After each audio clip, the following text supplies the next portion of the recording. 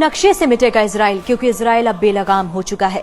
48 घंटों में इजराइल ने 6 देशों पर हमले किए। यमन, लेबनान, सीरिया, कतर, गजा, तुनीशिया। ऐसा लग रहा है सब अपनी बारी का इंतजार कर रहे हैं। जो देश कल तक सिर्फ इजराइल को फिलिस्तीन, ईरान और यमन के लिए खतरा मान रहे थे, आज वही देश खुद पर हुए हमले के बाद सभी देशों से एकजुट होने की अपील कर रहे हैं। 9 सितंबर को इजराइल ने कतर की राजधानी दोहा में हमास के नेताओं को निशाना बनाते हुए मिसाइल हमले किए।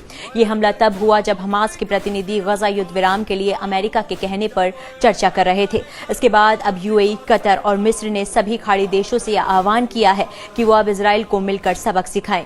यूएई ने खुले शब्दों में कहा कि इजराइल कायर है और छिपकर हमला करता है। दूसरी तरफ मिस्र ने इजराइल को हमले से पहले ही चेता दिया है।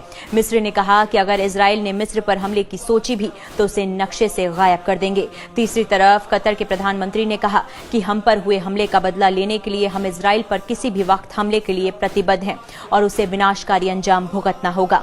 ईरान ने कहा कि वो मुस्लिम देशों के साथ है और इजराइल को नक्शे से मिटाने के लिए तैयार है। इसके बाद नेतन्याहू ने पूरे मध्य पूर्व को धमकी दे डाली और कहा कि इजराइल के दुश्मनों को पनाह देने वालों को घर में घुसकर इजराइल मारेगा, उसी तरह जैसे अमेरिका ने अफगानिस्तान में अलकायदा को मारा और पाकिस्तान में घुसकर ओसामा बिन लादेन को मार डाला। लेकिन ये बात जग जाहिर है कि इजराइल की खुद की इतनी बिसात नहीं कि वो अकेला दूसरे देशों से मुकाबला कर पाए, इसलिए अमेरिका उसकी मदद के लिए जरूर आगे आएगा।